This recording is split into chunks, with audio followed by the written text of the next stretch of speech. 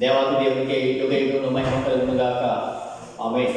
అలాగే ప్రేమించి ఈ యొక్క అవకాశం నాకు కల్పించినటువంటి ఆరాధన కమిటీ చైర్మన్ డాక్టర్ జయకుమారయ్య గారికి, ఇతర కాపులకు, కార్యవర్గానికి, ఆ దేవుని విశ్వాస జీవితంలో వెళ్ళైన మీ అందరికీ కూడా యేసుక్రీస్తు శుభనామాన్న హృదయపూర్వకంగా తెలియపరుస్తున్నాను. దేవుడి మిమ్మల్ని దీవించును గాక.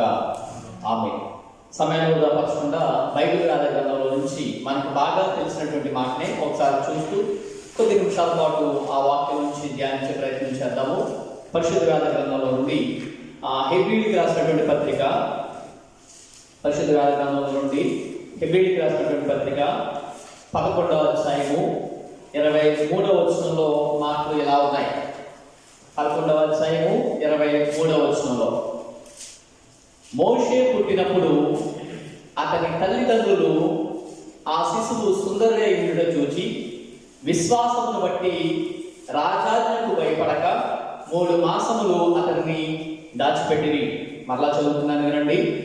మోషే పుట్టినప్పుడు అతని తల్లిదండ్రులు ఆ శిశువు సుందరుడైన చూచి విశ్వాసమును బట్టి రాజాజ్ఞకు భయపడక 3 మాసములు అతనిని దాచిపెట్టిరి.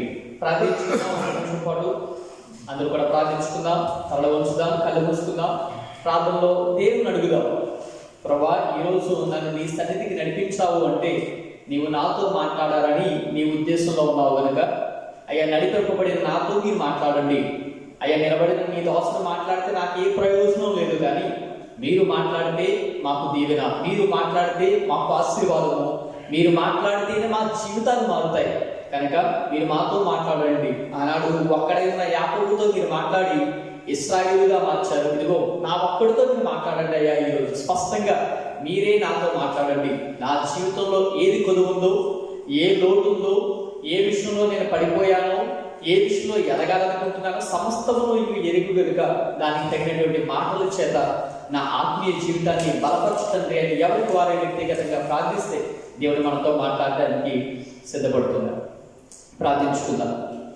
ప్రేమ కలిగిన మా ప్రియ పరిశుద్ధ తండ్రి, యేసు రక్తం చేత నీ కృపా సింహాసనాన్ని సమీపించి ప్రార్థిస్తున్నాం. నేను నీ యొక్క పరిశుద్ధ జనాంగం మధ్య నీ వాక్ సేవను జరిగించడానికి నేను ఎంతటి వాడను, యాపాటి వాడను నాన్న, కానీ ఎప్పటిలాగే ఈ దినం కూడా నీవు మాత్రమే హెచ్చింపబడాలి, మేము తగ్గాలి. నీ శిలువ ప్రత్యక్షతను మా మధ్యకు ఆహ్వానిస్తుండగా అయ్యా, మీరే మాతో స్పష్టంగా మాట్లాడండి. అయ్యా, నీ చిత్తంలో అయ్యా నీకు ఇష్టానుసారమైన జీవితాలుగా ఉండడానికి నీ మాటల చేత మమ్మల్ని ఆత్మీయంగా మీరు బలపరిచి నీ నామానికి మీరు మహిమ తెచ్చుకొని ఈ రాత్రి మాకు దీవెనకరంగా మీరు మార్చమని యేసుక్రీస్తు పరిశుద్ధ నామం బట్టి వేడి ప్రార్థిస్తున్నాము తండ్రి. ఆమేన్. ఇక్కడికి దేవుని స్తోత్రం చెల్లిద్దామండి. హల్లెలూయా, హల్లెలూయా. దేవుడు ఎందుకు మాట్లాడాలి అని ఆలోచిస్తే, దేవుడు మనుషులతో ఎందుకు మాట్లాడాలి అంటే, దేవాది దేవుడు మొట్టమొదటి మానవుడైనటువంటి ఆదామును సృజించినప్పుడు తన పోలికలోని, తన స్వరూపంలోనే సృజించాడు.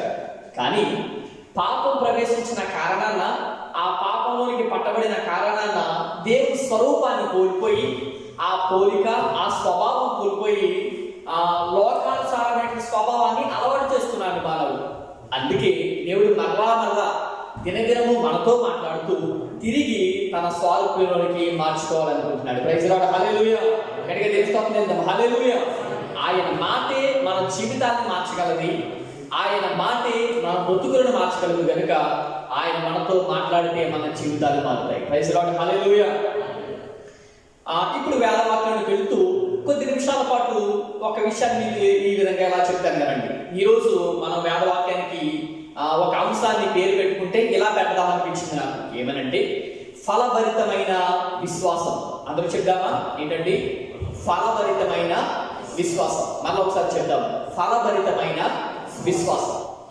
బైబిల్ గ్రంథంలో ఈ 66 పుస్తకాల్లో చాలా మంది భక్తులు ఉన్నారు, చాలా మంది ప్రజలు ఉన్నారు.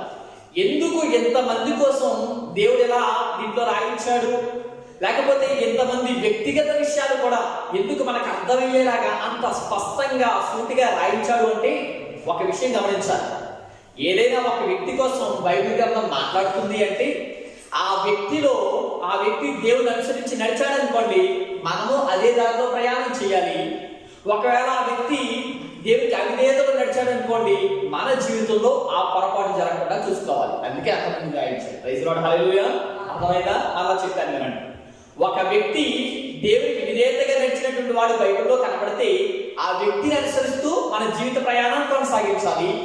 ఏదైనా ఒక వ్యక్తి తప్పిపోయిన వాడు కనిపించాడు అనుకోండి, అలాంటి పొరపాటు మన జీవితంలో జరగకుండా చూసుకోవాలి. అందుకొరకే మనకి వీళ్ళందరినీ ఎగ్జాంపుల్స్ గా చూపించాడు, ఉదాహరణలుగా ఆయన చూపించాడు. ఇప్పుడు వేదవాక్యంలోకి వెళ్తే అసలు ఒక విషయాన్ని ఎలా చెప్తాను వినండి. ఇశ్రాయేలీయులందరూ కూడా 400 సంవత్సరాల నుంచి ఐగుప్తు దేశంలో బానిసత్వంలో ఉండిపోయారు. వాళ్ళు అక్కడ బానిసత్వంలో ఉండడానికి చాలా కారణాలే ఉన్నా నేటి వర్తమానానికై ఒక 2 ప్రాముఖ్యమైన కారణాలు చెప్తారు. ఏంటంటే, ఐగుప్తులో ఉన్నటువంటి ఫరో రాజుకి కానీ ఐగుప్తులో ఉన్నటువంటి ప్రజలకు కానీ ఏది చూసినా దేవుడే. ఏమంటే ఏం చూసినా కూడా దేవుడే. ఒక పెద్ద సుడిగాలి వచ్చిందనుకోండి, ఆ సుడిగాలిని చూస్తే వాళ్ళు ఏమనుకుంటున్నారంటే ఇది దేవుడే అనుకున్నారు. కాబట్టి నైలు నదిలో ప్రవహిస్తున్న నీరుని చూసి ఈ నీరు కూడా దేవుడే అనుకున్నాడు. ఏదైనా ఒక జంతువు పశువు కనపడితే దాన్ని కూడా దేవుడే అనుకుంటున్నారు. ఇంకా చెప్పనా, చివరికి తలలో ఉండే పేరు కూడా వాళ్ళకి ఏమైపోయింది, దేవుడే అయిపోయింది. ఎక్కడ చూసినా విగ్రహారాధన, దేన్ని చూసినా దేవుడే అనుకుంటారు. కానీ నిజమైనటువంటి దేవుడు ఇశ్రాయేలును అక్కడ పంపించి అసలైన దేవుడు ఎవరు ఆ ఫరో రాజుకి బయలుపరచాలనుకున్నాడు. ప్రైజ్ లార్డ్, హల్లెలూయా. ఇక్కడికి తెలుసుకోవాలి, హల్లెలూయా. అసలైన దేవుడు ఎవరు వాళ్ళకి బయలుపరచాలనుకున్నాడు. రెండో కారణం కూడా చెప్తాను వినండి. మరి ఇంకా ఎందుకు వాళ్ళు బానిసత్వంలో ఉంచాడు అంటే, అబ్రహాంతో చేసినటువంటి వాగ్దాన కారణంగా ఈ ఇశ్రాయేలు ప్రజలందరూ కూడా సమృద్ధితో కానాను చేరారు. అలా సమృద్ధితో చేరడానికి వాళ్ళని అక్కడ ప్రవేశించాడు. అలానే వదిలేసేయలేదు, వాళ్ళని దీవిస్తూనే వచ్చాడు. ఈ మాటలు చూద్దాం ఒకసారి. నిర్గమాకాండంలో నుండి 1వ అధ్యాయము 7వ వచనంలో ఈ మాటలు ఎలా ఉన్నాయి చూస్తారా ఒకసారి. నిర్గమాకాండ గ్రంథంలో నుండి 1వ అధ్యాయము 7వ వచనంలో ఈ మాటలు ఎలా ఉన్నాయి. ఇశ్రాయేలు బహు సంతానం గలవారై అభివృద్ధి పొంది విస్తరించి అధికముగా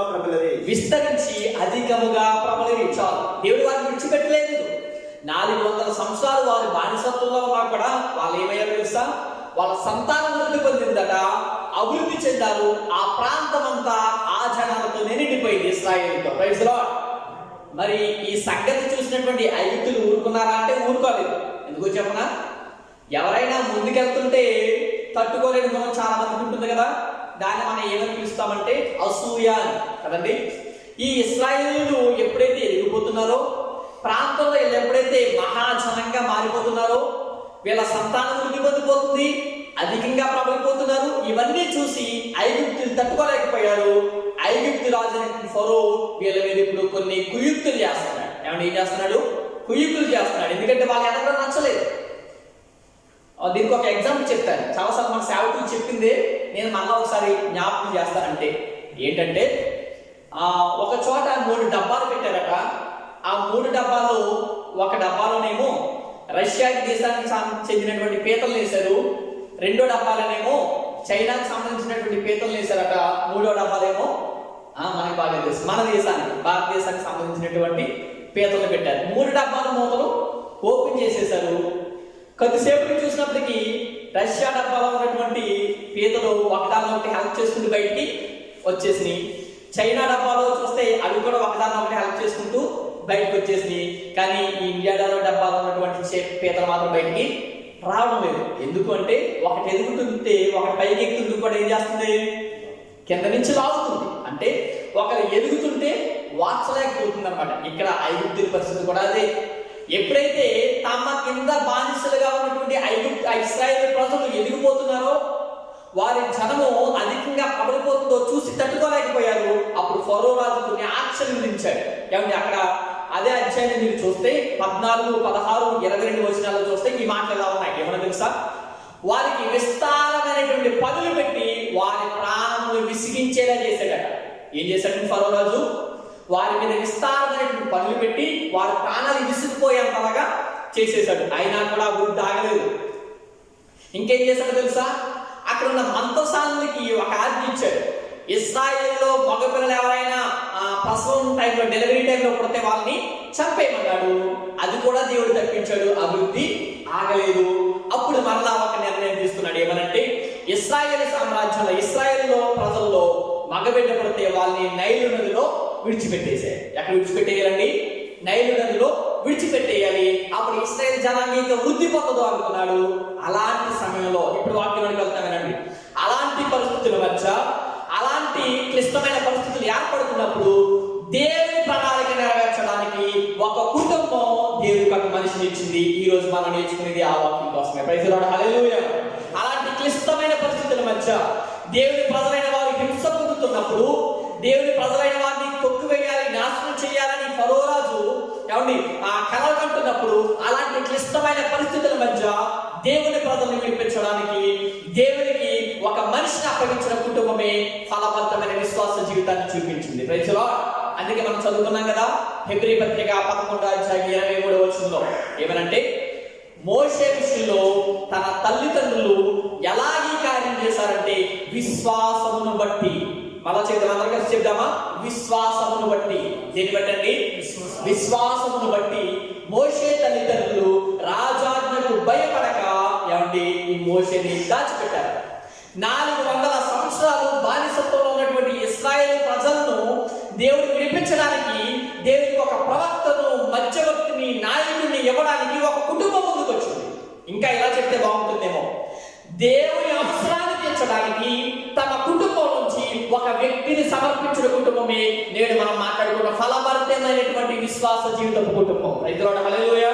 గట్టిగా దేవుని స్తోత్రం చేద్దాం. హల్లెలూయా. మన జీవితాల్లో మన అవసరాలు గుర్తించి దేవుని దగ్గరికి చాలా సార్లే వచ్చాం. మన జీవితాల్లో మన అవసరాలు గుర్తించి చాలా సార్లే దేవుని దగ్గరికి వచ్చాం. మన అవసరాలు ఏంటో దేవునికి చాలా సార్లు తెలియజేస్తాం. మన అవసరాలు, మనకి ఇది కావాలి అని, ఇది అవసరమని, అయ్యా ఇది నాకు అక్కరలో ఉందని చాలా సార్లు మాట్లాడాం. కానీ దేవుని అవసరం ఏంటో చాలా సార్లు మనం గుర్తించలేదేమో. కానీ ఇక్కడున్న అమ్రాము, యోకేబేదు, మోషే తల్లిదండ్రులు ఇద్దరు కూడా ఇలాంటి క్లిష్ట పరిస్థితుల్లో దేవుని ప్రజలను విడిపించడానికి ఒక నాయకుడు కావాలన్న దేవుని అవసరాన్ని గుర్తిరిగి ఒక నాయకుడు వారిని దేవునికి అప్పగిస్తున్నారు. గట్టిగా చెప్పకూడదు. దేవుని స్వప్నం తెలిద్దాం. హల్లెలూయా, హల్లెలూయా. ఎలా చేశారయ్యా ఈ కార్యం? ఏమని వింటున్నారా? ఎలా చేశారండి ఈ కార్యం అని ఆలోచిస్తే ఎలా చేశారో తెలుసా? ఒకటే ఒక మాట, విశ్వాసమును బట్టి. దేని బట్టి చెప్పాలి? దేని బట్టి అండి? విశ్వాసమును బట్టి. ఎలాంటి మహత్తరమైన కార్యం ఎలా చేశారు వీళ్ళు అంటే విశ్వాసమును బట్టి. ఇప్పుడు మన సంగతికి వచ్చామనుకోండి. ఏమండి, మన సంగతికి వస్తే మనల్ని ఏమని పిలుస్తారు? ఏమని పిలుస్తారు? విశ్వాసులు. ఏమండి, వీళ్ళు ఎవరు అని మాస్టర్ గారిని అడిగామనుకోండి, ఏమని చెప్తారు? మా సంఘ విశ్వాసం అండి. అంతే కదా, ఏమంటాము? మా సంఘ విశ్వాసి అండి, అతడు మా సంఘ విశ్వాసి అండి, వీళ్ళంతా మా సంఘ విశ్వాసులు అని మాట్లాడతాం కదా. మనమే కాదు, ఎవరైనా సరే. ఇప్పుడు నిజంగా విశ్వాసులు అని పిలవబడుతున్నా మంచిదే, కాదని నేను అనడం లేదు. కానీ ఒక విశ్వాసి నిజమైనటువంటి దేవుని ఉద్దేశంలో ఉన్న విశ్వాసిగా మార్చబడాలి అంటే అతని జీవితంలో 4 లక్షణాలు ఉండాలట. ఎన్ని లక్షణాలు ఉండాలి చెప్పాలి? ఎన్ని లక్షణాలు ఉండాలండి? 4 లక్షణాలు ఉండాలి. ఈ 4 లక్షణాలు ఉంటేనే అతడు ఫలభరితమైన విశ్వాసిగా పేరు పొందుతాడు. ఇక్కడ యోకేబేదు, అమ్రాము అంటే మోషే తల్లిదండ్రులు ఇద్దరు కూడా విశ్వాసం బట్టి అంత గొప్ప కార్యం చేశారు కదా, దేవుడి అవసరాన్ని తీర్చగలిగినారు కదా. మరి ఏం చేయడం బట్టి వారి విశ్వాసం ఫలభరితమైంది? వారి విశ్వాసంలో ఏ లక్షణాలు ఉండడం బట్టి ఫలభరితమైందో చూపించి మన జీవితంలో కూడా ఆ లక్షణాలు ఉంటే మనం కూడా ఆ విశ్వాసంలో ఉంటామని ఈ వాక్యాన్ని మనం ముగించుకుందాం. Praise Lord, hallelujah. ఇప్పుడు చెప్తాను వినండి. ఒక వ్యక్తి నిజంగా విశ్వాసి అని పిలవడాలంటే అతనిలో 4 విషయాలు ఉండాలి. మొట్టమొదటి విషయం ఏంటో తెలుసా? దేవుని గురించిన జ్ఞానం తెలిసి ఉండాలి. చెప్తాను నాతో పాటు, దేవుని గురించిన జ్ఞానం తెలిసి ఉండాలి. అంటే ఏంటో చెప్పనా? దేవుని వ్యక్తిత్వము తెలియాలి, దేవుని ప్రణాళిక కూడా తెలియాలి. ఏమి తెలియకుండా ఎలా విశ్వసిస్తామండి? అంటే ఒక వ్యక్తిని మనం నమ్మాలంటే అతని వ్యక్తిత్వం ఏంటో మనకు తెలియాలి కదా, అతని ఉద్దేశం ఏంటో మనకు తెలియాలి కదా. ఏమి తెలియకుండా గుడ్డిగా నమ్ముతామా? నమ్మలేదు. దేవుని మీద విశ్వాసం చూపించడం అంటే దేవుని వ్యక్తిత్వం ఏంటో తెలియాలి, దేవుని ప్రణాళిక లేదా ఉద్దేశం ఏంటో కూడా తెలియాలి. ఇప్పుడు రెండో మాట చెప్పనా? దేవుడి కోసం జ్ఞానం అంటే అది. రెండవది, తెలిసిన దాన్ని హృదయమందు అంగీకరించాలి. రెండవది ఏం చేయాలి? తెలిసిన దాన్ని హృదయమందు అంగీకరించాలి. ఇప్పుడు మూడవది చెప్పనా? ఎప్పుడైతే ఇది అంగీకరించామో దేవుని ఉద్దేశం ఏంటో తెలిసింది, ఆయన వ్యక్తిత్వం ఏంటో తెలిసింది, దాన్ని హృదయంలో అంగీకరించాము. అందువల్ల నీకు దేవుని మీద ప్రేమ పుట్టాలి. ఏమంటే ఏం పుట్టాలి చెప్పాలి అందరూ, ఏం పుట్టాలి మనకి దేవుని మీద? ఆయనకి మన మీద ఇప్పుడు ప్రేమ ఉంది, మనకి దేవుని మీద ఏం పుట్టాలి? ప్రేమ పుట్టాలి. ప్రేమ పుడితే రెండు విషయాలు జరుగుతాయి. ఏమండి స్లోగా చెప్పిన అర్థమయ్యేలాగానంటే, ప్రేమ పుడితే రెండు విషయాలు జరుగుతాయి. ఒక వ్యక్తిని ప్రేమిస్తున్నామంటే అతని కొరకు స్వభావం మారాలి, కాబట్టి క్యారెక్టర్ చేంజ్ అవ్వాలి. రెండు రిస్క్ బేరింగ్, తెగింపు రావాలి. రెండవది ఏమవ్వాలి? తెగింపు రావాలి. ఇప్పుడు ఎగ్జాంపుల్ చెప్తాను. ఇప్పుడు నా భార్య నేను ప్రేమిస్తున్నాను అంటే తన కొరకు నేను ఏం చేయాలి? నా స్వభావాన్ని మార్చుకోవాలి. తనకి ఏమి ఇస్తావో దాన్ని నేను అలవాటు చేసుకోవాలి. ఎగ్జాంపుల్ చెప్పనా, మొన్న ఒకసారి చర్చికి వస్తున్నప్పుడు నేను వీడియో కాల్ చేసి మా ఆవిడతో మాట్లాడుతుంటే ఏదో ఒక షర్ట్ వేసుకున్నాను. అది చూడడానికి చాలా మంచి డెకరేటివ్ కలర్గా హైలైట్గా ఉందన్నమాట. చూపించి షర్ట్ బాగానే ఉంది కదా వెళ్తున్నాను చర్చికి అంటే, అప్పుడు ఆవిడ అన్నది, అదేంటండి అంత కలర్ఫుల్ షర్ట్ వేసుకున్నారు, షర్ట్ కనపడడం తప్ప మీరు నాకు కనపడడం లేదు, నేను మామూలుగానే కనపడ్డా కదా, మీరు నాకు సరిగ్గా కనపడడం లేదు, మీకు అలాంటి సెట్ ఇవ్వండి, కొంచెం ప్లేన్ కలర్లు వేసుకుంటే బాగుంటారు అన్నది. అప్పటి నుంచి ప్లేన్ వేసుకుంటున్నాను. ఎందుకు? నేను నా భార్యను ప్రేమిస్తున్నాను కాబట్టి. అప్పుడు ఏముంది? నా స్వభావాన్ని మార్చుకుంటున్నాను. ఇప్పుడు రెండోది ఏంటో తెలుసా? ఒకరిని ప్రేమిస్తే స్వభావం మార్చుకోవాలి, వారి కొరకు తెగించాలి. ఇప్పుడు ఆమెకి ఏదైనా ఆపద వచ్చిందనుకోండి, నేను చేయగలుగుతానా లేదని ఆలోచించిన కానీ ఏం చేస్తాను? తెగిస్తాను. ఒక కుమారుడు విషయంలో తల్లి ఏం చేస్తుంది? ఎంత ఆపదైనా వస్తే తెగించి ముందుకెళ్తాను. ఇప్పుడు ఇది కూడా అంతే. మనం దేవుని ప్రేమిస్తున్నామంటే ఆయన విషయంలో స్వభావం మార్చుకోవాలి, రెండవది ఏం చేయాలి? తెగించాలి. ఇప్పుడు చివరి మాట నాలుగోది ఏంటో తెలుసా? విశ్వాసం అన్నట్టు నాలుగో ఏంటో తెలుసా? నిరీక్షణ ఉంచాలి. మళ్ళా కొంచెం అర్థమయ్యేలా చెప్తారు కదండి. విశ్వాసం అంటే మొదటిది దేవుని వ్యక్తిత్వం తెలియాలి, ఆయన ప్రణాళిక తెలియాలి. రెండు, తెలిసిన దాన్ని అంగీకరించాలి. మూడు, అంగీకరించిన దాన్ని బట్టి దేవుని మీద ప్రేమ పుట్టాలి. అలా ప్రేమ పుడితే స్వభావం మారాలి, తెగింపు రావాలి. చివరికి ఆ మాట మీద నిరీక్షణ ఉంచాలి. ఏమంటే ఏం చేయాలి? ఆ మాట మీద నిరీక్షణ ఉంచాలి. మరి ఇప్పుడు ఎకేమేదు అమరావులు ఇద్దరు కూడా విశ్వాసమును బట్టి, దేని బట్టాలా? విశ్వాసమును బట్టి. ఏమంటే గతించినటువంటి ఆదివారం రాత్రి పాస్టర్ ఎవరైనా అంకని గారు మాట్లాడుతూ ఈ మాటలే జ్ఞాపకం చేశారు. ఆయన హెబ్రీ పత్రిక 11వ అధ్యాయంలో ఉన్నటువంటి విశ్వాసుల వీరుల జాబితాలో వీళ్ళ పేర్లు కూడా రాయబడడానికి కారణం ఏంటో తెలుసా? వారి విశ్వాసం చాలా గొప్పదయ్యింది. వారి విశ్వాసము చాలా గొప్పదయ్యింది. ఎందుకు గొప్పదయ్యిందంటే, విశ్వాసం బట్టి దేవుని ప్రణాళికను నెరవేర్చడానికి వీళ్ళు ముందుకు ఎందుకు వచ్చారు అంటే, వీరి జీవితాల్లో ఈ 4 లక్షణాలు ఉన్నాయి. ఏమండి వారి జీవితాల్లో ఈ 4 లక్షణాలు ఉన్నాయి. అవి ఏంటో కూడా చెప్తాను, తొందరగా చూద్దాం. ఒకసారి పరిశుద్ధ వేద గ్రంథంలో నుంచి ఈ మాటలు చూడండి. వారి మరి దేవుని కోసం ఏం తెలిసింది అంటే, దేవుని వ్యక్తిత్వం తెలియాలి వారికి. ఆదికాండము 12వ అధ్యాయము మొదటి 2 వచనాలు ఈ మాట చాలా బాగా కనబడతాయి. చూడండి మనకి ఆదికాండంలో నుండి 12వ అధ్యాయము 1-2 వచనాలు. యెహోవా నీవు లేచి, అబ్రహాముతో దేవుడు మాట్లాడుతున్నాడు. నీవు లేచి నీ దేశం నుండి, నీ బంధువుల ఎదురు నుండి, నీ బంధువుల ఎదురు నుండి, నీ తండ్రి ఇంట నుండి బయలుదేరి నేను నీకు చూపించిన దేశములకు నీ వెళ్ళు. నిన్ను గొప్ప జనముగా చేసి నిన్ను ఆశీర్వదించదని అబ్రహాంతో దేవుడు మాట్లాడాడు. ఇప్పుడు ఈ మోషే తల్లిదండ్రులకి ఏం తెలిసింది దేవుడి గురించి అంటే, మా దేవుడు మాట్లాడే దేవుడు. Praise lord. ఏమంటే ఏమర్థమైంది వీళ్ళకి? దేవుడి కోసం ఏం తెలిసింది అంటే, మా దేవుడు ఎలాంటి దేవుడు? మాట్లాడే దేవుడు. మా పితరుడైన అబ్రహాముతో ఆయనే స్వయంగా మాట్లాడి ఒక వాగ్దానాన్ని ఇచ్చాడు. గట్టిగా దేవుని స్తోత్రం చెల్లిద్దాం. హల్లెలూయా, హల్లెలూయా. ఎందుకు వీళ్ళు విశ్వాసులు అయ్యారు అంటే, దేవుని వ్యక్తిత్వం ఏంటో తెలిసింది వీళ్ళకి. ఆయన మాట్లాడకుండా ఉండడానికి ఒక విగ్రహం కాదు. ఏమంటే ఆయన మాట్లాడకుండా ఉండడానికి ఏదో ఒక బొమ్మ రూపం కాదు. ఏమంటే ఆయన మాట్లాడకుండా ఉండడానికి రాయి, చెట్టు, రప్ప కాదు. ఆయన ఎలాంటి దేవుడు? మాట్లాడే దేవుడు. వాళ్ళకి తెలిసిన వ్యక్తిత్వం ఏంటయ్యా అంటే దేవుడిది, మా దేవుడు ఎలాంటి దేవుడు అండి? మాట్లాడే దేవుడు అని తెలిసింది. ఇప్పుడు వ్యక్తిత్వం తెలిసింది. రెండోది ఏం తెలియాలి? ఉద్దేశం తెలియాలి. వాళ్ళకి ఉద్దేశం కూడా తెలిసింది. ఏ ఉద్దేశం చెప్పనా? అలా కొంచెం కిందకి రండి. అదే ఆదికాండము 15వ అధ్యాయము 13-14 వచనాలు. అదే ఆదికాండంలో నుండి 15వ అధ్యాయము 13-14 వచనాలు. ఆయన ఈ సంతతి వారిని, ఇప్పుడు అబ్రహాంతో మాట్లాడుతున్నాడు ఇవే మాటలు. నీ సంతతి వారిని తమది కాని పరదేశమును నివసించు ఆ పరదేశంలో నివసిస్తూ ఆ దేశము వారు దాసులుగా నుందురు. ఆ దేశానికి వీరు దాసులుగా ఉంటారు.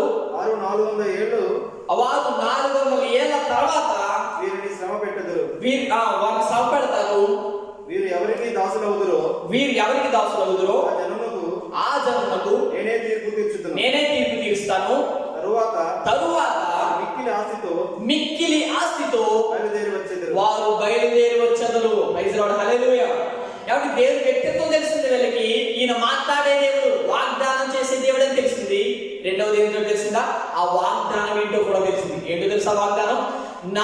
అబ్రహాం చనిపోయిన తర్వాత 4వ తరంలో వీరు 4 తరాల పాటు ఇశ్రాయేలు బంధింపబడతారు, బానిసలుగా ఉంటారు. ఆ 400 ఏళ్ళు 4 తరాలు వీళ్ళు బంధింపబడిన తర్వాత వారిని మిక్కిలి ఆస్తితో వారిని నడిపిస్తాను. ఇప్పుడు వీళ్ళకి ఈ విషయం అర్థమైంది. దేవుని వ్యక్తిత్వం తెలిసింది, ఇప్పుడు ఆయన ఉద్దేశం కూడా తెలిసింది. దీన్ని హృదయమందు అంగీకరించి వీరు పని ప్రారంభించారు. వాళ్ళు రెండోది ఏం చేశారంటే హృదయమందు అంగీకరించారు. ఎందుకు చెప్తున్నారు తెలుసా అంగీకరించాలని? అలా అంగీకరించారు కాబట్టి ఇదిగో ఏ 4వ తరం ముగిసిన తర్వాత దేవుడు కార్యం చేస్తానన్నాడు, ఏ 400 ఏళ్ళు ముగిసిన తర్వాత దేవుడు ఒకరిని నిలబెట్టి వారందరినీ నడిపిస్తాడని మా పితరుడైన అబ్రహాముకు సెలవిచ్చాడు. ఆ సమయం వచ్చింది. అతడు ఎవరో కాదు, నేను కనిన ఈ కుమారుడు ద్వారా దేవుడు కార్యం చేస్తాడని హృదయం మంది అంగీకరించారు వాళ్ళు. ప్రైజ్ లార్డ్, హల్లెలూయా. ఈ విశ్వాసం అంటే విశ్వాసం అంటే ఈ లక్షణాలు ఉండాలి. దేవుని వ్యక్తిత్వం ఏంటో తెలియాలి, ఆయన ప్రణాళిక ఏంటో తెలియాలి. ఏమి తెలియకుండా ఎలా నమ్ముతాము? మన దేవుడు ఎలాంటి వాడని వాళ్ళకి అర్థమైందంటే మా దేవుడు వాగ్దానం ఇచ్చుటకు మాట్లాడే దేవుడు అని వాళ్ళకి వ్యక్తిత్వం తెలిసింది. ఇంకేం తెలిసిందో తెలుసా? ఆ వాగ్దానం, ఆ ప్రణాళిక ఏంటో కూడా తెలిసింది. ఏంటా ప్రణాళిక? 4వ తరం తర్వాత ఆ దేవుడు ఈ ప్రజలందరినీ విడిపించి సమృద్ధితో కానాను దేశానికి నడిపిస్తాడు. ఈ వాగ్దానం నెరవేరే సమయం వచ్చిందని వాళ్ళు హృదయమందు అంగీకరించారు. ఇప్పుడు మూడోది ఏం జరగాలి? ఇలా అంగీకరిస్తే, తెలిసిన విషయాన్ని అంగీకరిస్తే దేవుని మీద ఏం పుట్టాలి? చెప్పాలి ఏం పుట్టాలి? ప్రేమ పుట్టాలి. ఏం పుట్టాలి? ప్రేమ పుట్టాలి. ప్రేమ పుడితే 2 జరగాలి. ఒకటి స్వభావం మారాలి, 2 తెగింపు రావాలి. స్వభావం మార్చుకున్నారు వాళ్ళు. ఏంటో చెప్పనా? చూడండి మీరే. వాళ్ళు ఏం మార్చుకున్నారు? స్వభావం మార్చుకున్నారు. నిర్గమాకాండ గ్రంథంలో నుంచి అక్కడ ఈ మాటలు ఉన్నాయి. 2వ అధ్యాయంలో ఈ మాటలను చూడండి ఒకసారి. నిర్గమాకాండంలో నుంచి 2వ అధ్యాయము మొదటి నుంచి వచ్చినా చూసుకుంటే ఈ మాటలు ఎలా కనబడుతున్నాయి, వాళ్ళు ఏం మారిందో చెప్తున్నాను చూడండి. 2 మొదటి నుంచి అవ్వండి. లేవి వంశస్థుడు లేవి కుమార్తె వివాహం చేసుకుని ఆ స్త్రీ గర్భవతి అయి కుమారుడిని వాడు సుందరయుడిని చూసి 3 నెలలు వాడిని దాచిపెట్టింది. ఏం చేసిందట? దాచిపెట్టింది. ఇక్కడ రాజు అంటున్నాడు, ఫరో రాజు అంటున్నాడు, ఇశ్రాయేల్ మగ పిల్లలందరినీ కూడా చంపేయమని ఆజ్ఞిస్తే వారికి చంపకుండా ఉండడానికి ఎక్కడ ఇశ్రాయేల్ అందరూ ఒక పని చేస్తుంటే వీళ్ళేమో ప్రత్యేకంగా వేరే పని చేస్తున్నారు. అంటే స్వభావం ఏం చేస్తున్నారు? వీళ్ళు మార్చుకున్నారు. దేవుడి ప్రణాళిక నెరవేరడం కోసం తమ స్వభావాన్ని మార్చుకున్నారు వీళ్ళు. అందులోనేమో మగపిల్లలను చంపేమని ఆజ్ఞించారని భయపడుతున్నారు, కానీ వీళ్ళు ఆ మగపిల్లలు వారికి అందించక రాజాజ్ఞకు కూడా భయపడక ఈ మగపిల్లలు ఏం చేస్తున్నారు? దాస్తున్నారు. ఏదైనా రాయొచ్చు కానీ 2 విషయాలు దాయలేమండి. ఉన్నారా మీరు? ఏదైనా రాయొచ్చు కానీ 2 విషయాలు దాయలేం. ఒకటైనా తెలుసా? చంటి పిల్లడు ఏడుపుని దాయలేమట, చేసిన పాపాన్ని దాయలేమట. దేని దాయలేమండి? చంటి పిల్లడు ఏడుపుని దాయలేము, చేసిన పాపాన్ని. ఎంతకాలం దాస్తాం చంటి పిల్లడిని? దాయగలుగుతారా? మనలాగనుకోండి, వరే మాట్లాడకంటే మనం మాట్లాడడం మనకు తెలుసు కాబట్టి. వాడికి ఏం తెలుసు? వాడికి ఏం చెప్తాం? వాడు ఏడుస్తూనే ఉంటాడు, సోడి ఖచ్చితంగా వచ్చేస్తారు. వీళ్ళు ఎంత జాగ్రత్త తీసుకుంటే 3 నెలలు దాచుంటారు కదా. ఎందుకు అంతలా దాచేది చెప్పనా? వాళ్ళ స్వభావాన్ని మార్చుకున్నారు. ఎందుకు? దేవుని మీద ఆయన చేసిన వాగ్దానం జ్ఞాపకం వచ్చి దేవుని మీద వారికి ఏం పుట్టింది?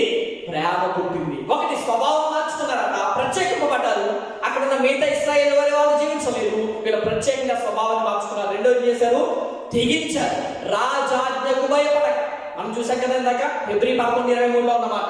వారు రాజాజ్ఞకు భయపడక అంటే తెగింపు వచ్చింది వాళ్ళ జీవితంలో. దేవుని మీద ప్రేమ ఎలా నిరూపించుకున్నారంటే దేవుని కొరకు తెగించడానికి సిద్ధపడ్డారు. వాళ్ళు నిజంగా తెగించలేదనుకోండి, ఇక్కడ దేవుని ప్రణాళిక నెరవేరదు. వాళ్ళు తెగించలేదనుకోండి, దేవుని ఉద్దేశం నెరవేరదు. వాళ్ళు తెగించలేదనుకోండి, అబ్రహాంకి ఇచ్చిన వాగ్దానం ఇశ్రాయేలు జీవితంలో నెరవేరదు. వాళ్ళు ఇప్పుడు తెగించారు, కారణం దేవుని ప్రేమించారు కనుక. మనం దేవుని ప్రేమిస్తున్నామని చెప్పుకుంటున్నామంటే దేవుని కొరకు అవసరమైతే తెగింపు చేయడానికి మనకు రావాలి.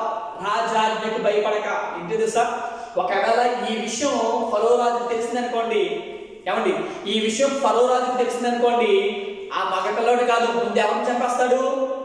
ఈ తల్లిదండ్రులిద్దరిని చంపేస్తాడు. ఏకేవేదిని అబ్రాహాముని చంపేస్తాడు. అయినా సరే మాకు చావు వచ్చినా మమ్మల్ని నరికి చంపినా పర్వాలేదు కానీ దేవుని ప్రణాళిక నెరవేరాలి అనుకున్నారు. అది ప్రేమ చూపించడం అంటే. Praise Lord, hallelujah. గట్టిగా స్తోత్రం చేద్దాం, హల్లెలూయా.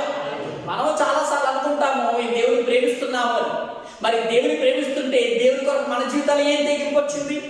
దేవుని కొరకు మన జీవితంలో ఏ స్వభావం మారింది? మనం గమనించవలసినటువంటి విషయం. ఏమండి ఇప్పుడు ఇంకా తొందరగా లోపలికి వెళ్తాను చూడండి. ఒకటి, దేవుని వ్యక్తిత్వం తెలియాలి, ఆయన ప్రణాళిక తెలియాలి. దేవుని వ్యక్తిత్వం తెలిసిన వీళ్ళకి వాగ్దానం ఇచ్చిన దేవుడు, మాట్లాడే దేవుడు అని. రెండు, ప్రణాళిక కూడా తెలిసింది. ఏంటి ఆ ప్రణాళిక?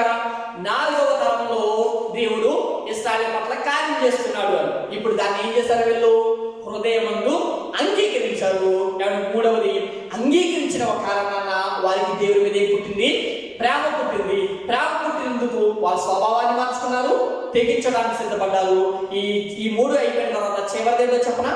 ఈ కారణం చేత వాళ్ళు నిరీక్షణ కలిగి ఉన్నారు. ఏంటో చెప్పనా నిరీక్షణ? ఏంటో చెప్పనా నిరీక్షణ? ఈ కుమారుడే ఇశ్రాయేలు విడిపించడానికి ప్రవక్త కాబోతున్నాడు అని. Praise lord. గట్టిగా చెప్పండి, దేవుని స్తోత్రం చెల్లిద్దాం, హల్లెలూయా. ఏ కుమారునైతే మేము దాచిపెట్టామో, ఏ కుమారునైతే జాగ్రత్తగా మేము కాస్తున్నామో, ఆ కుమారుడు వారనే దేవుడు కార్యం చేస్తున్నాడు. నిరీక్షణ అనే దానికి ఎంత గొప్ప విషయం చెప్పనా? దేవుడు అన్న వారికి స్వయంగా చెప్పాడా మీ కుమారుని చేత కార్యం చేస్తున్నానని? లేదే. కానీ వీళ్ళు విశ్వసించి ఆ మాటను జ్ఞాపకం చేసుకుని ఆ వాగ్దానం బట్టి నిరీక్షణ కలిగి ఆ మోషే విషయంలో దేవుడు కార్యం చేశాడు. ప్రైజ్ లార్డ్, హల్లెలూయా. ఇది విశ్వాసం అంటే. ఈ విశ్వాసం అంటే ఈ 4 లక్షణాలు ఉంటే అది విశ్వాసమైంది. ఈ 4 లక్షణాలు వారి జీవితాల్లో ఉన్నాయి కాబట్టి వారి విశ్వాసమును బట్టి అనే మాట హెబ్రీ పత్రికలో మనం చూడగలుగుతాం. విశ్వాస వీరుల జాబితాలో వీళ్ళిద్దరి పేర్లు కూడా రాయబడ్డానికి కారణం ఏంటంటే, మోషే తల్లిదండ్రులు కూడా అక్కడ లిఖించబడ్డానికి కారణం ఏంటంటే వారి జీవితంలో విశ్వాసం ఉంది. విశ్వాసంలో ఈ 4 లక్షణాలు ఉన్నాయి. ఇప్పుడు మన జీవితానికి వద్దాం. ఏమంటే చివరాక వస్తున్నాం మనం. ఇప్పుడు మన జీవితానికి వస్తే మరి ఇప్పుడు మనం విశ్వాసమే కదా. అంటే మనం ఎవరము? విశ్వాసమే కదా. మరి విశ్వాసం అని మనం పిలవబడాలంటే మన జీవితంలో ఏ లక్షణాలు ఉండాలి? ఈ 4 లక్షణాలు ఉండాలి. ఏమంటే ఏముండాలి? ఈ 4 లక్షణాలు కూడా మనలో ఉండాలి. ఏంటో తెలుసా? మొదటిది, దేవుని గురించిన జ్ఞానం ఉండాలి. చాలా మంది విశ్వాసులుగా బ్రతుకుతున్నారు కానీ దేవుడి గురించినటువంటి సరైన అవగాహన ఇంకా వాళ్ళకి కలగలేదు. దేవుడి గురించి తెలియకుండా, దేవుడు ఎలాంటి వాడో ఆలోచించకుండా, దేవుడి కోసం తెలుసుకుందామనే ఒక ఆసక్తిని చూపించకుండా ఎలా మనం దేవుని విశ్వసించగలుగుతాం? దేవుడి కోసం ఒక అవగాహన లేకుండా ఎలా దేవుని సమీపించగలుగుతాం? దేవుని కోసం ఏమండి ఆ మనుషులకే కాదు పిశాచులకు కూడా తెలుసా లేదా? ఏమండి ఆ విషయం కూడా మనకు తెలియట్లేదంటే పిశాచుల కన్నా ఇంకా చాలా ఎక్కువేమో అనిపిస్తుంది నాకు. ఏమండి దెయ్యాలు కూడా తెలుసు దేవుడు అలాంటి వాడు, మనకే ఇంకా సరిగ్గా అర్థం కావట్లేదేమో. విశ్వాసులు అంటే ఏమండి? విశ్వాసులు అంటే అది ఎవరైనా కావచ్చు, నేనైనా సరే. విశ్వాసులు అంటే అతని మొట్టమొదటి ఉన్న లక్ష్యం ఏంటి తెలుసా? దేవుడి కోసం తెలియాలి. ఏం తెలియాలి చెప్పనా? చెప్తాను చూడండి. ఇప్పుడు చూడండి తొందరగా. ఇప్పుడు చూద్దాం తొందరగా. అదే హెబ్రీ పత్రిక 10వ అధ్యాయం 23వ వచనం. 10వ అధ్యాయం 23వ వచనం. వాగ్దానం చేసిన వాడు నమ్మదగిన వాడు. చాలు. ఏమండి ఈనాడు విశ్వాసులైన వారికి మన దేవుడి వ్యక్తిత్వం తెలియాలి. ఏం తెలియాలి తెలుసా? మనకు వాగ్దానం చేసిన వాడు ఎలాంటి వాడు? నమ్మదగిన వాడు అని తెలియాలి. మనం ఆరాధించే దేవుడేమి ఆషామాషి దేవుడు కాదు. లోకంలో చాలా మంది దేవుడు దేవతగా పిలవబడుతున్నారని వారిలో ఒకటి కాదు. లేదా అవసరాలు తీర్చడానికి ఆపమొక్తులు లాంటి వాడు కాదు. మన దేవుడు ఎలాంటి వాడయ్యా? ఏమంటే మన దేవుడి వ్యక్తిత్వం ఎలాంటిదయ్యా అంటే ఆయన వాగ్దానం చేస్తే దాన్ని ఏం చేస్తాడు? ఏమండి వాగ్దానం చేసిన వాడు నమ్మదగిన వాడు, దాన్ని ఆయన నెరవేర్చుతాడు. రోమపత్రిక 4:16 కూడా ఈ మాటలు ఉంటాయి. వాగ్దానం చేసిన వాడు దాన్ని రూఢిపరుస్తున్నాడు. Praise lord. అడిగే దేని స్వప్నం వెళ్దాం, హల్లెలూయా. ఏమంటే అబ్రహాం విషయంలో వాగ్దానం చేసినాడండి ఆయన, దావీదు విషయంలో వాగ్దానం చేశాడండి, మోషే విషయంలో వాగ్దానం చేశాడండి, సొలొమోను విషయంలో వాగ్దానం చేశాడండి. ఆ వాగ్దానాలన్నీ నెరవేర్చుకుంటూ వచ్చాడు. మన దేవుడు ఎలాంటి వాడంటే వాగ్దానం చేసి నమ్మదగిన వాడు, దాన్ని నెరవేర్చువాడై ఉన్నాడు. ఇది మనకు తెలియాలి, ఇది మనకు అర్థం కావాలి. మన విశ్వాసం బలపరచబడాలి అంటే, ఫలభరితమైన విశ్వాసంగా మన విశ్వాసం ఉండాలి అంటే మన విశ్వాసంలో ఏది తెలియాలి, దేవుని వ్యక్తిత్వం ఏంటో తెలియాలి. ఏంటో తెలుసా వ్యక్తిత్వం? మనం ఆరాధిస్తున్న దేవుడు వాగ్దానం ఇచ్చి దాన్ని నెరవేర్చుటకు నమ్మదగిన వాడు. Praise lord. వ్యక్తిత్వం తెలిసింది. ఇప్పుడు రెండవది ఏం తెలియాలి? ఆయన ఉద్దేశం, ఆయన వాగ్దానం ఏంటో తెలియాలి. చూద్దాం కూడా, అది కూడా తొందరగా చూద్దాం. చూడండి, మొదటి యోహాను పత్రికలో ఈ మాటలు ఉంటాయి. మొదటి యోహాను పత్రిక 2వ అధ్యాయము 25వ వచనం. మొదటి యోహాను పత్రిక 2వ అధ్యాయము 25వ వచనంలో నిత్య జీవం అనుగ్రహించు, నిత్య జీవమును అనుగ్రహించున్నది అనుగ్రహించున్నది ఆయనే, ఆయన తానే మనకు చేసిన వాగ్దానం. Praise lord. ఏమండి, ఇప్పుడు మనం పొందిన వాగ్దానం ఏంటో తెలుసా? ఏమండి వినాలి, మనం పొందిన వాగ్దానం ఏంటో తెలుసా? మీరు ఆశీర్వదింపబడతారు, మీరు దీవించబడతారు, మీ యొక్క ఆస్తి సమృద్ధి చెందుతుంది, లేకపోతే మీరు ఇంకా జీవితంలో ఆస్తికట్లుగా, ఇవి కాదు. అసలైన వాగ్దానం ఏంటో తెలుసా? దేవుడు మనకి చేస్తుంది నిత్య జీవమును మీకు అనుగ్రహించుటే దేవుడు మనకు చేసిన వాగ్దానం. Praise lord. ఎక్కడికి తెలుసుకోవాలి? హల్లెలూయా. ఏం తెలియాలి దేవుడి కోసం మనకు అంటే ఆయన వాగ్దానం చేసి నెరవేర్చేవాడని తెలియాలి. ఆ వాగ్దానం ఏంటో కూడా మనకి తెలియాలి. ఆయన నెరవేర్చేవాడు. రెండవది తెలుసా? ఆ వాగ్దానం మనకి నిత్య జీవం అనుగ్రహించుటే దేవుడు మనకి చేసిన వాగ్దానం. అందుకొరకే యోహాను 3:16 ఉంటుంది కదా, దాన్ని కూడా బైబిల్ చేయవలసిన లేదు. మనం దాన్ని చూసామంటే ఇంకా యోహాను 3:16 మాట బైబిల్ తిరగేయక్కర్లేదు, బాగా తెలిసినట్టు మాట. ఏంటది? దేవుడు లోకమును ఎంతో ప్రేమించను కాగా తన అద్వితీయ కుమారుని యందు విశ్వాసం నుంచి ప్రతివాడు నశింపక నిత్య జీవము పొందుతాడు. ఏమంటే ఏం పొందాలి? నిత్య జీవం. మన ఎడల దేవుడికి వాగ్దానం. అక్కడ యోసేపు అబ్రహాము విషయంలో దేవుడు ఇచ్చిన అబ్రహాంకి ఇచ్చిన వాగ్దానం ఏంటంటే వారు కానాను దేశం చెందాలి. ఇప్పుడు మనకిచ్చిన వాగ్దానం ఏంటంటే మన నిత్య జీవం చెందాలి. ఇది మన దేవుడు మన జీవితంలో ఇచ్చిన వాగ్దానం. ఇప్పుడు దేవుడి కోసం ఏం తెలియాలంటే ఆయన వ్యక్తిత్వం తెలియాలి, వాగ్దానం తెలియాలి. ఏంటి వ్యక్తిత్వం? ఆయన మాట ఇచ్చి వాగ్దానం ఇచ్చి దాన్ని నెరవేర్చడానికి నమ్మదగిన వాడు. రెండవది ఆయన వాగ్దానం ఏంటంటే నిత్య జీవం అనుగ్రహించుట. ఇప్పుడు రెండవది ఏం చేయాలి? ఆ మాటను హృదయమందు ఏం చేయాలి? అంగీకరించాలి. రెండోది ఏం చేయాలట? అంగీకరించాలి. అంగీకరిస్తే ఏం చేయాలో చెప్పనా? చూడండి ఒకసారి. కొలస్సే పత్రికలో ఈ మాటలు ఉంటాయి. కొలస్సే పత్రికలో ఈ మాటలు ఉంటాయి. 2వ అధ్యాయము 6-7 వచనాల్లో. కొలస్సే పత్రిక 2వ అధ్యాయము 6-7 వచనాలు.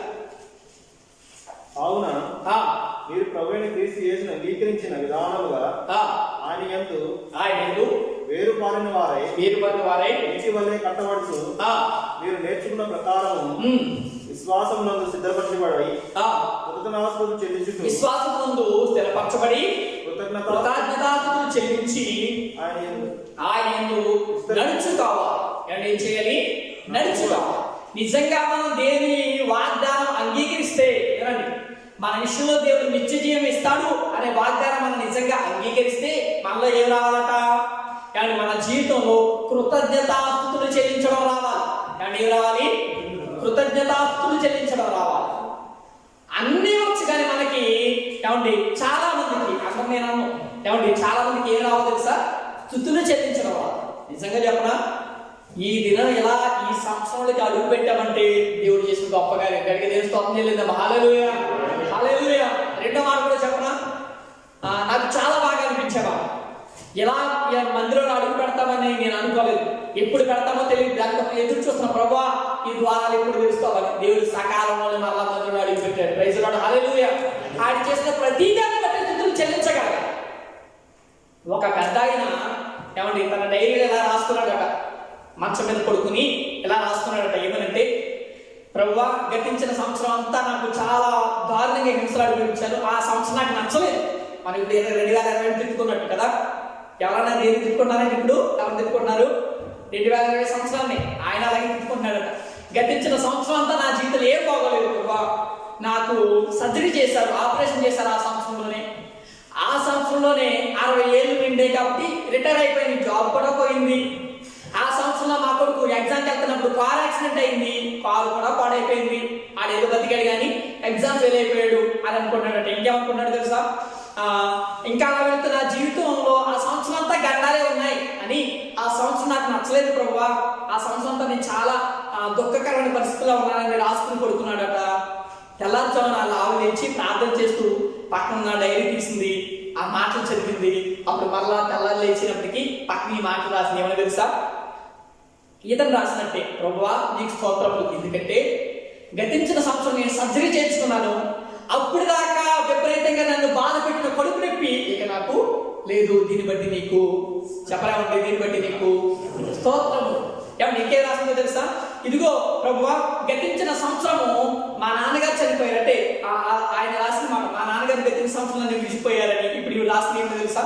95 ఏళ్ళు వచ్చిన మా నాన్న ఎవరితోనూ చేయించుకోకుండా ప్రశాంతమైన మరణంలో నీ దగ్గరికి చేరాడు, దాన్ని బట్టి నీకు స్తోత్రం. 60 ఏళ్ళు వచ్చేసి నేను రిటైర్ అయిపోయానని బాధపడుతూ రాశాడు. ఇక్కడ 60 ఏళ్ళు కూడా ఆరోగ్యంతో ఉండి నేను నా పనిని ముగించుకుని వచ్చాను, దీన్ని బట్టి స్తోత్రములు. అప్పుడు నా కొడుకు యాక్సిడెంట్ అయింది, ఎగ్జామ్ పోయిందని ఇతను బాధపడుతూ రాశాడు. ఇవి రాసింది ఎగ్జామ్ పోతే పోయింది కానీ నా కొడుకు ప్రాణాలతో బయటపడ్డాడు. గతించిన సంవత్సరం అంతా నీవు నన్ను దీవిస్తూ వచ్చావు ప్రభువా. హల్లెలూయా హల్లెలూయా. మనం ఎందుకు అవ్వాలి కానీ ఆలోచించాలి కానీ ప్రతి విషయంలో దేవుని అదృష్టాన్ని మనం చూస్తూ ఉంటే కనుక దేవునికి ఏం చెల్లించగలుగుతాం? కృతజ్ఞతాస్తుతులు చెల్లించగలుగుతాం. ఇక్కడ అదే అంటున్నాడు, దేవుడు మీ వాగ్దాన విషయంలో మీరు దేవుడికి ఎలాంటి వాడో తెలుసుకున్నారు, దేవుని వాగ్దానం ఏంటో తెలుసుకున్నారు, దాన్ని హృదయం అంగీకరించాలి అంటే మీ జీవితంలో ఏం చేయాలి? మీరు దేవునికి కృతజ్ఞతాస్తుతులు చెల్లించడం రావాలి. Praise Lord hallelujah. ఇప్పుడు చివరిగా నేను చెప్పి ముగిస్తున్నాను చూడండి. ఇప్పుడు హృదయం అంగీకరించాము, అంగీకరిస్తే మనకి ఏం పుట్టాలి? అండ్ హృదయం అంగీకరిస్తే ఏం పుట్టాలి? దేవుని మీద ప్రేమ పుట్టాలి. ప్రేమ పుడితే 2 విషయాలు జరగాలన్నా కదా. ఏం జరగాలి? 1 స్వభావం మారాలి, 2 తెగింపు రావాలి. ఇప్పుడు మన జీవితంలో మన స్వభావం మారితే అప్పుడు మనకి దేవుని మీద ఏమన్నట్టు? ప్రేమ అన్నట్టు లెక్క. మన స్వభావాన్ని మార్చకుండా, మన పాత జీవితాన్ని మార్చుకోకుండా, లోకంలో ఉన్నప్పుడు అలాగే ఉండి దేవుళ్ళలో ఉన్నప్పుడు ఇలాగే ఉండి నేను క్రైస్తవుని విశ్వాసంగా చెప్పుకోవడం వల్ల ఏం ప్రయోజనం లేదు. మీరు బాధపడినా పర్వాలేదు కానీ ఈ మాట ఎలా అనిపిస్తుంది నాకు? క్రైస్తవుల దృష్టిలో అనేక మంది బ్రతుకుతూ వేషధారులుగా ఉండడం వల్ల ఏం ఉపయోగం లేదు. మన స్వభావం ఏమవ్వాలి? మారాలి. అప్పుడు యుకేబేదు అమ్రాము వారి స్వభావాన్ని మార్చుకున్నారు, ప్రత్యేకంగా జీవిస్తున్నారు. వాళ్ళు ఇతరులా జీవించలా, ఇతర ఇశ్రాయేలు వెళ్ళిన దారిలో వారు వెళ్ళలేదు. మరి మన జీవితంలో ప్రత్యేకత ఏది? మన జీవితంలో గుర్తింపేది? ఆ స్వభావాన్ని మార్చుకోగలిగితే మన మాటలో, మన ప్రవర్తనలో, మన నడకలో, మన జీవిత ప్రయాణంలో అనేక మంది నిన్ను చూసినప్పుడు నీ ద్వారా దేవుని దగ్గరికి ఆకర్షింపబడినటువంటి రూపాంతర స్వభావం మనలో వస్తే అప్పుడు మనం దేవుడిని ప్రేమిస్తున్నట్టు లెక్క. లేకపోతే నేను దేవుడిని ప్రేమిస్తున్నానని మాటకే తప్ప ఉపయోగం లేదు. అంతే కదండి. నాకు ఇప్పుడు మంచినీళ్ళు కావాలి అని అడిగాను అనుకోండి, నేను నా కొడుకు 1 గ్లాసు మంచినీళ్ళు తెచ్చేస్తే అర్థం ఏంటి? అతను నన్ను ప్రేమించాడు అని, నా మాటలో పడ్డాడు. తెచ్చిస్తానా అని చెప్పేసి వాడు వెళ్ళిపోయాడు అనుకోండి బయటకు ఆడుకోవడానికి, నిజంగా ప్రేమించినట్టేనా? లేదు కదా, మన అవసరాన్ని తెచ్చలేదు వాడు. అలాగే దేవుని విషయంలో ప్రేమిస్తున్నామంటే ఆయన పోలికలోనికి, ఆయన స్వరూపంలోనికి స్వభావాన్ని మార్చుకుని బ్రతికితే అప్పుడు ప్రేమించినట్టు లెక్క. ఈ స్వభావం మారితే రెండవది ఏం రావాలో తెలుసా? కాబట్టి రెండవది ఏం రావాలో తెలుసా? తెగింపు రావాలి. ఏం రావాలి? తెగింపు రావాలి.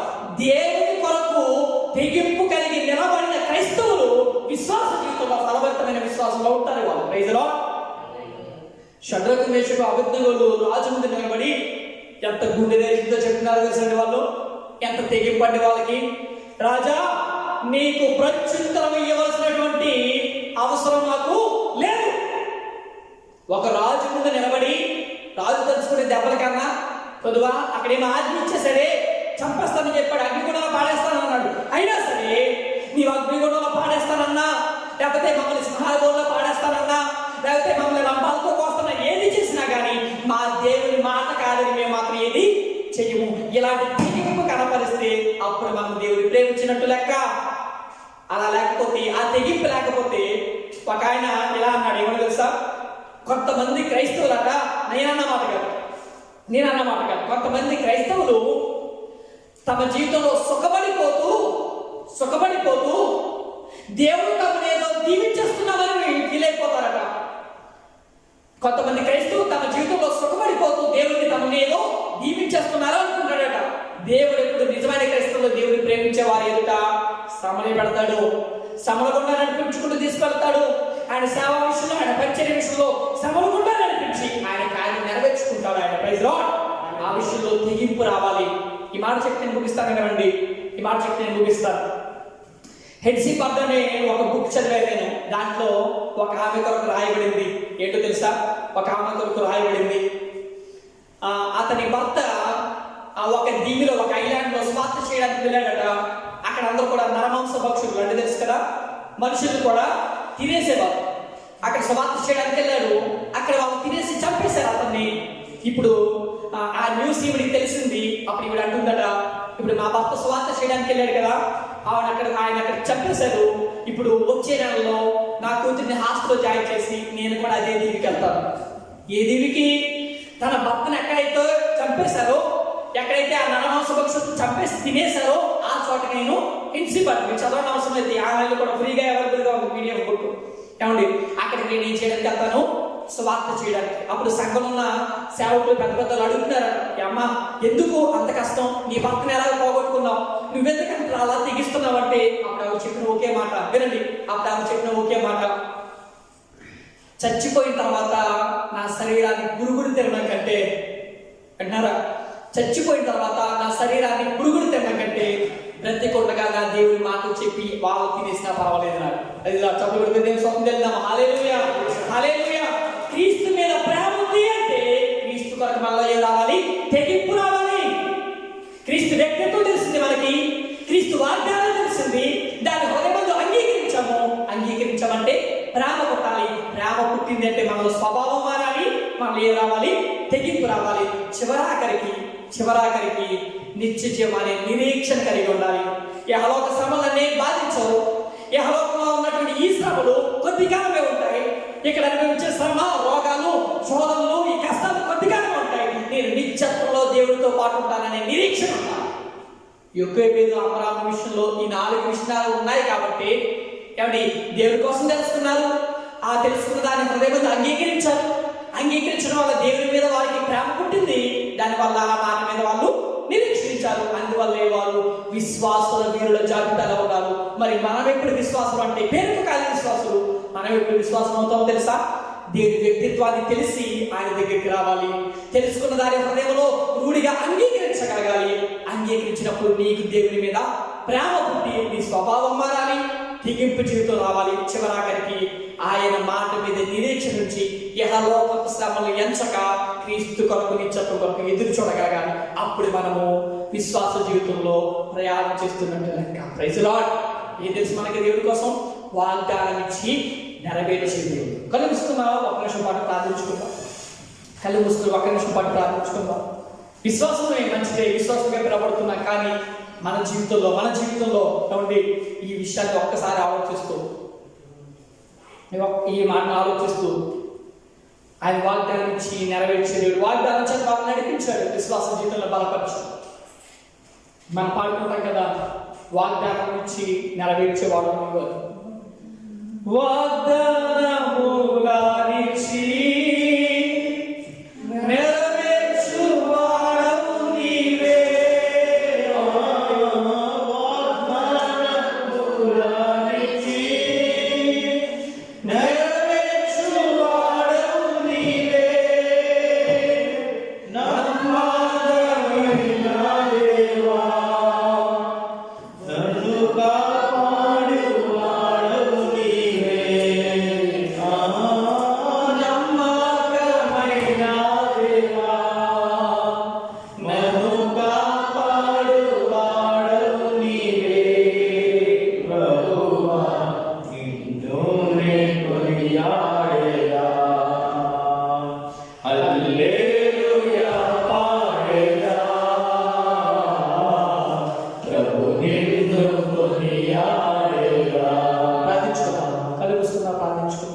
అవును స్వామి, అయ్యా మేము విశ్వాసులుగా జీవిస్తున్నాము, కానీ మాలో ఇంకా ఫలభరితమైన విశ్వాసాన్ని కనపరచలేకపోతున్నామేమో. అవును, విశ్వాసం అంటే మా జీవితాల్లో ఒక 4 లక్షణాలు ఉన్నారని ఈరోజు మీరు నాతో స్పష్టంగా మీరు మాట్లాడాలి. నీ కోసం తెలుసుకోకుండా నేను విశ్వసించాను అంటే, అయ్యా నేను ఒక ముసుగులో జీవిస్తున్నానేమో.